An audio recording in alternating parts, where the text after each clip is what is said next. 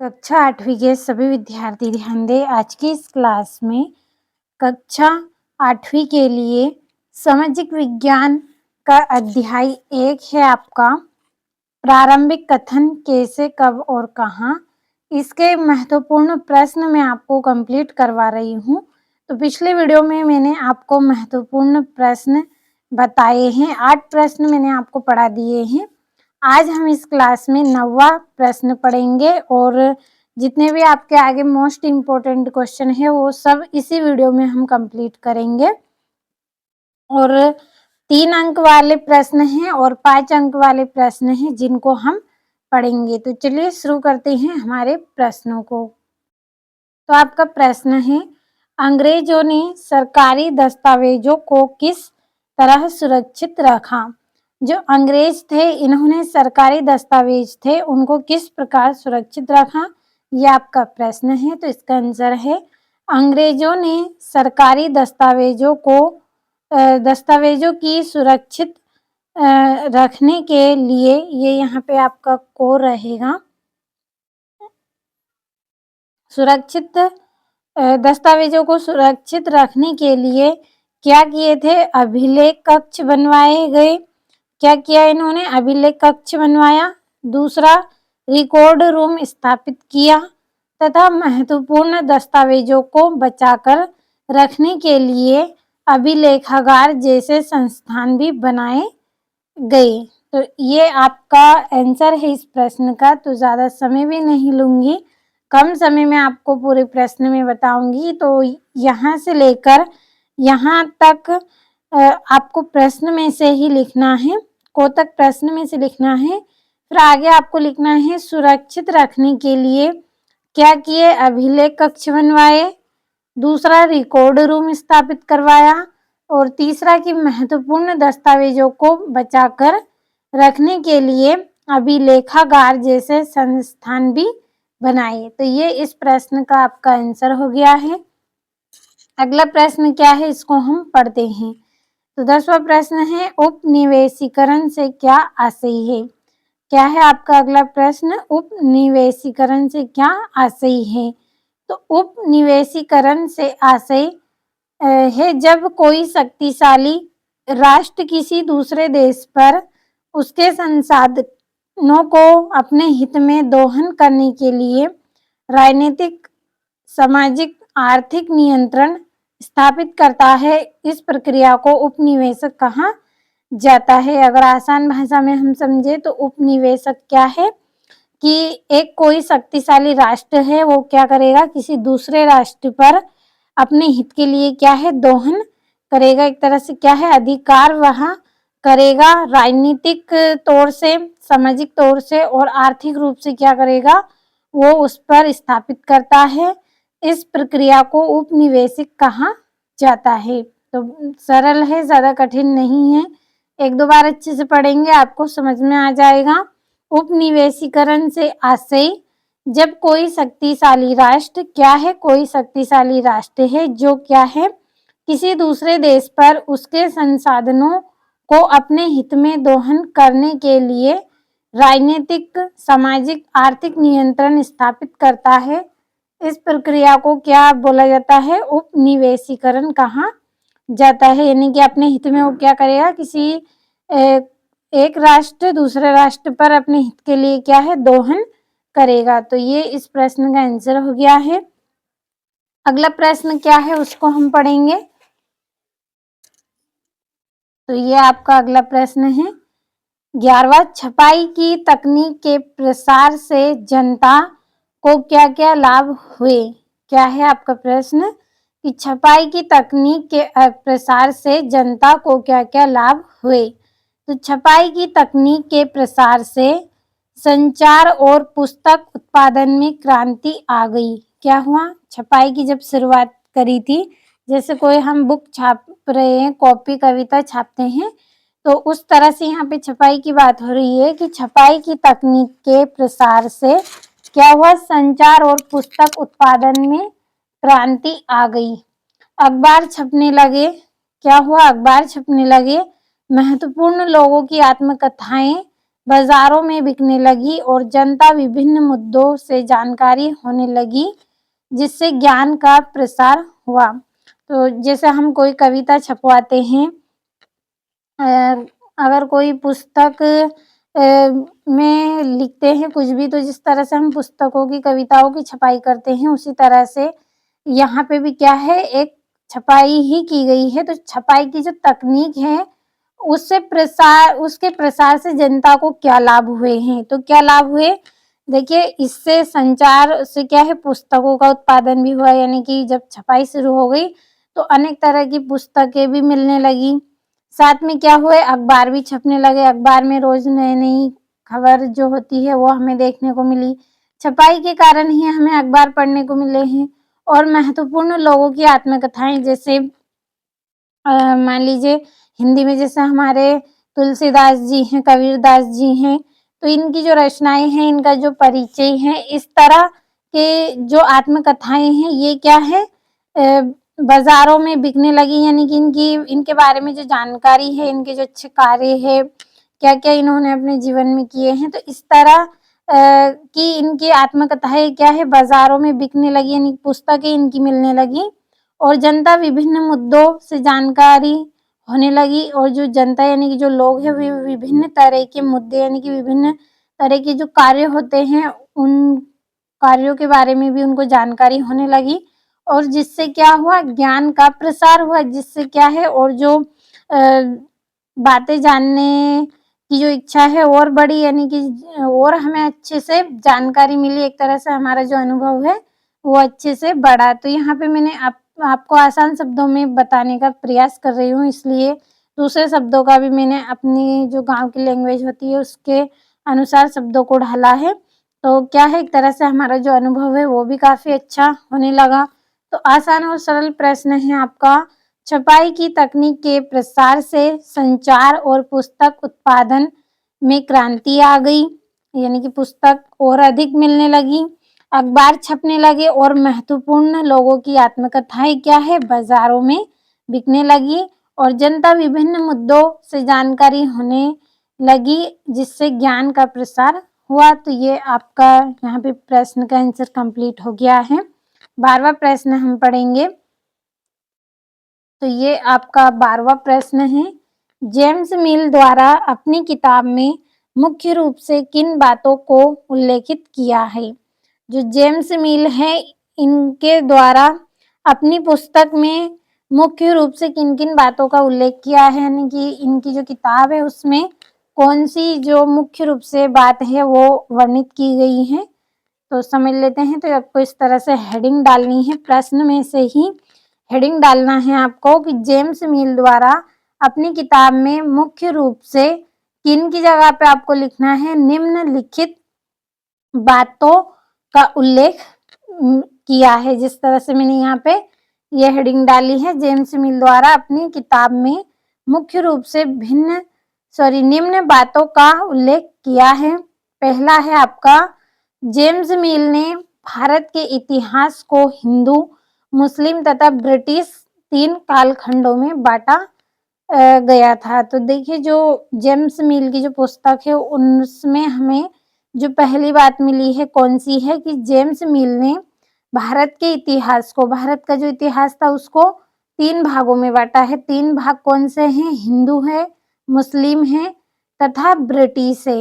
इन 3 कालखंडों में बांटा गया, पहली ये बात हमें देखने को मिलती है।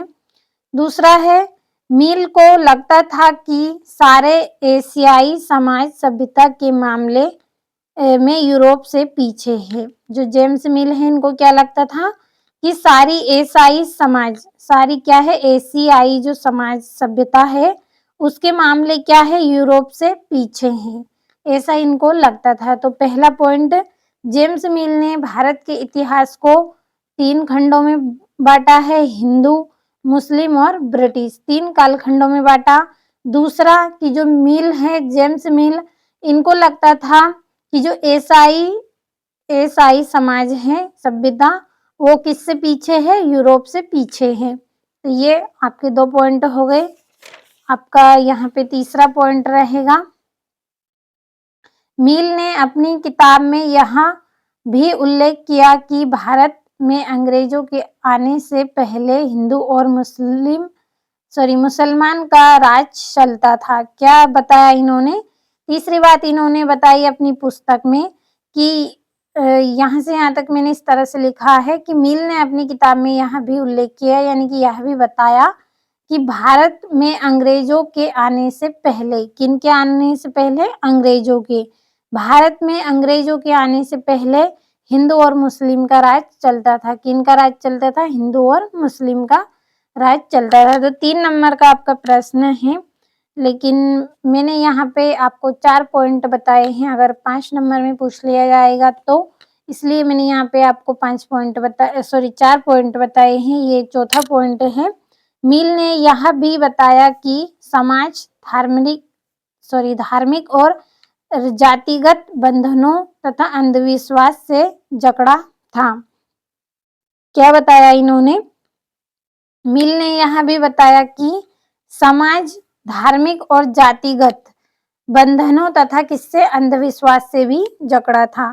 तो एक दो बार पढ़ेंगे, अच्छे से आपको समझ में आएगा। अच्छे से कंप्लीट आपको सभी प्रश्नों को करना है।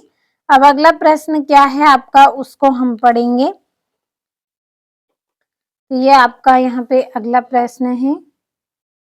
तो यहाँ पे मैंने थोड़ा सा बड़ा कर लिया है ताकि अच्छे से आप देख सकें। तो 13वां प्रश्न है, उपनिवेशिक शासन के दौरान सर्वेक्षण के क्या उद्देश्य थे? जो उपनिवेशिक शासन है उसके दौरान सर्वेक्षण के क्या उद्देश्य थे? तो इस प्रश्न का आंसर है आपका उपनिवेशिक शासन के दौरान सर्वेक्षण का मुख्य उद्देश्य था। ध्यान से आप शब्दों को सुनिए ताकि आपको अच्छे से याद रहे। उपनिवेशिक शासन के दौरान सर्वेक्षण का मुख्य उद्देश्य था कि किसी देश पर अच्छी तरह शासन चलाने के लिए उसको सही ढंग से जानना जरूरी होता है। क्या था पहला उद्देश्य? कि अगर किसी भी देश पर क्या है, अच्छी तरह शासन चलाने के लिए, यानी किसी भी देश पर अगर हम शासन चलाएंगे, अच्छी तरह शासन हम चलाना अगर चाहें तो उसके लिए हम क्या करेंगे? सही ढंग से जानना जरूरी होता है। जिस देश पर चलाएंगे उसके बारे में हमें कुछ तो जानकारी होनी चाहिए, जब जाकर ही तो हम कोई भी कार्य करेंगे। तो इस तरह से आपका यहाँ पे ये पहला उद्देश्य हो गया है। मैंने यहाँ पे पॉइंट के रूप में नहीं लिखा है, केवल ऐसे ही लिखा है। ऐसे भी आप लिखेंगे तो भी आपको नंबर मिलेंगे कि किसी देश पर अच्छी तरह शासन चलाने के लिए उसको सही ढंग से जानना जरूरी होता है तथा 19वीं सदी की शुरुआत में, किसकी शुरुआत में? 19वीं सदी की शुरुआत में पूरे देश का नक्शा तैयार करने लगे। दूसरा उद्देश्य क्या था उनका? कि जो 19वीं सदी है उसकी शुरुआत में उन्होंने क्या किया था? पूरे देश का नक्शा तैयार करवाने में लगे थे तथा इस सर्वेक्षण में धरती की सतह और क्या किया था इन्होंने? इस सर्वेक्षण के अंतर्गत इन्होंने धरती की सतह, मिट्टी की गुणवत्ता, पेड़ पौधे और जीव जंतुओं और फसलों का पता लगाया था। क्या किया था उन्होंने इन सर्वेक्षण में? पहला तो कि किसी देश पर अगर अच्छी तरह से शासन करना है तो क्या करना चाहिए? उसके बारे में सही ढंग से जानकारी लेनी चाहिए। दूसरा कि जो 19वीं सदी की शुरुआत है, 19वीं सदी की जो शुरुआत थी उसमें इन्होंने क्या किया? पूरे देश का नक्शा तैयार करवाया। साथ में क्या किया इन्होंने? सर्वेक्षण में इन्होंने धरती की सतह, मिट्टी की गुणवत्ता, पेड़ पौधे और जीव जंतुओं के बारे में भी इन्होंने पता लगवाया। इस तरह का सर्वेक्षण इन्होंने किया था। तो रटना नहीं है, केवल समझना है। फिर से देख लीजिए।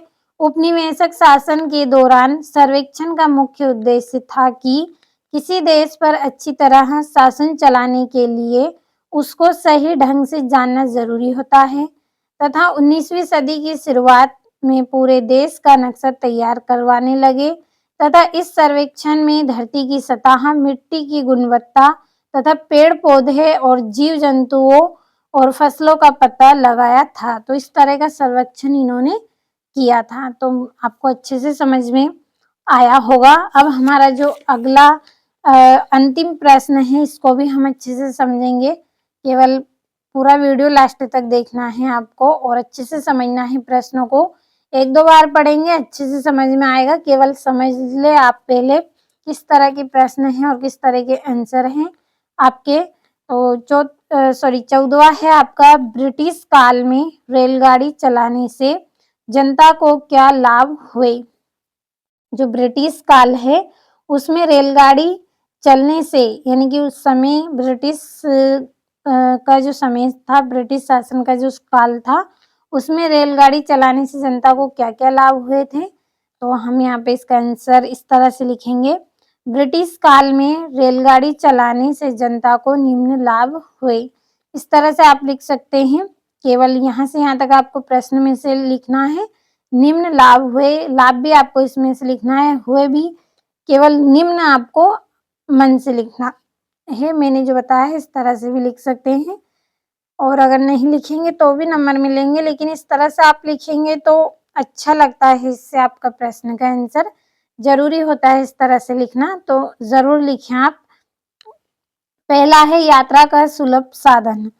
क्या लाभ हुआ? पहला, यात्रा का सुलभ साधन, यानी कि अगर हम अपनी भाषा में समझे, अगर हम कहीं जाएंगे, जैसे कि हम अपने गांव से किसी दूसरे गांव जा रहे हैं, तो क्या है, एक तरह से हमने यात्रा की है। अगर आष्टा से सीहोर जाना है तो क्या कर रहे हैं, यात्रा ही कर रहे हैं। सुलभ यानी कि आसान, सरल।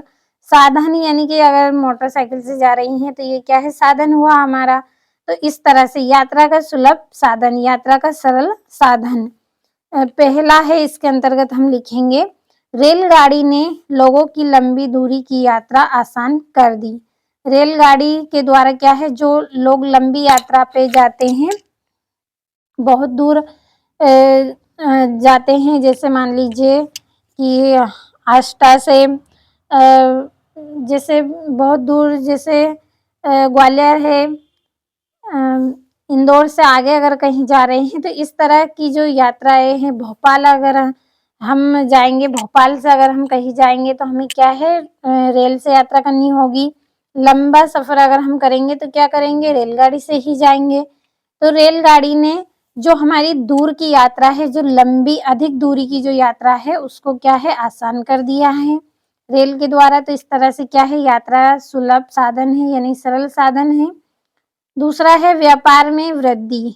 व्यापार में वृद्धि यानी कि लेन देन, जैसे कि हमारा जैसे सब्जियां है, हम बेचने जाएंगे किसी दूसरे देश में, तो हमारे पास साधन अगर रेलगाड़ी है तो रेलगाड़ी से हम जाएंगे, तो साधन है हमारे पास रेलगाड़ी, माध्यम है हमारा, रेलगाड़ी के साथ हम जाएंगे, इसमें बैठकर जाएंगे। तो हमारा जो अगर सब्जी बेचने जा रहे हैं, फल बेचने जा रहे हैं, तो उसमें आसानी से रख भी लेंगे साथ में।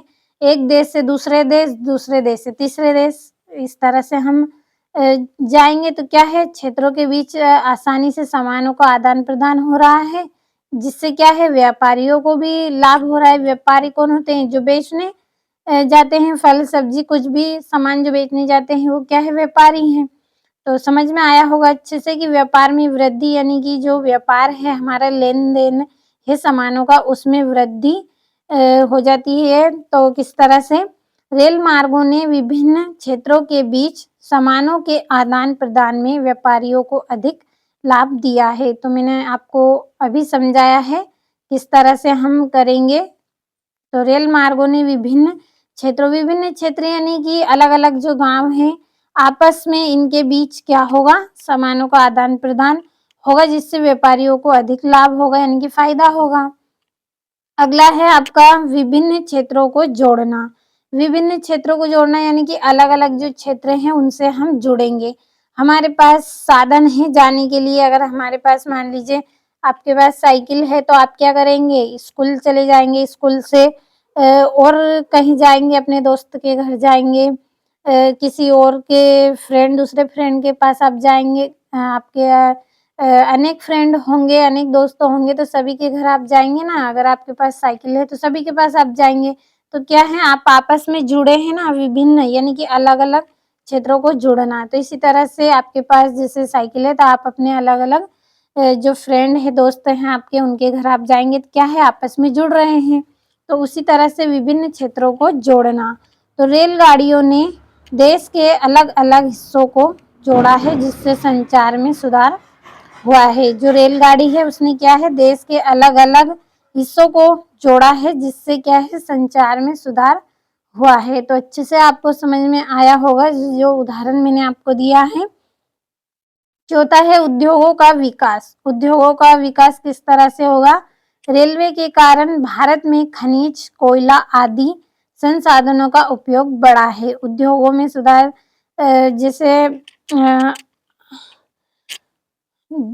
जैसे मान लीजिए कपास है, कपास से क्या है, कपड़ों का निर्माण होता है। तो इससे क्या है, रेलवे के कारण हम कपास को एक स्थान से दूसरे स्थान ले जाएंगे। इसी तरह से कोयला होता है, कोयला की भी हमें आवश्यकता होती है।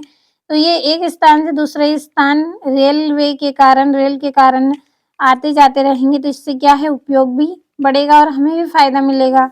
तो रेलवे के कारण भारत में खनिजों, कोयलों आदि संसाधनों का उपयोग बढ़ा है। तो आज की इस क्लास में सामाजिक विज्ञान का आपका जो अध्याय 1 है, उसके मैंने आपको 14 मोस्ट इम्पोर्टेंट क्वेश्चन वार्षिक परीक्षा के लिए बताए हैं। आप एक-एक प्रश्न कंप्लीट कर ले। आसान और सरल भाषा में समझाने का मैंने आपको पूरा प्रयास किया है। मुझे उम्मीद है कि आपको सभी प्रश्न अच्छे से समझ में आए होंगे। समझ में अगर नहीं आए होंगे तो आप 2-3 बार अच्छे से पढ़ेंगे। शब्दों को समझ-समझ के पढ़ें, आप अच्छे से कंप्लीट कर सकेंगे पूरे प्रश्नों को। तो आज हमारा अध्याय 1 सामाजिक विज्ञान का कंप्लीट हो गया है। अगले वीडियो में सामाजिक विज्ञान का पार्ट 2 के मोस्ट इम्पोर्टेंट क्वेश्चन एक ही वीडियो में मैं आपको पूरे बताऊंगी। जब तक आप इन प्रश्नों को अच्छे से कंप्लीट कर लें।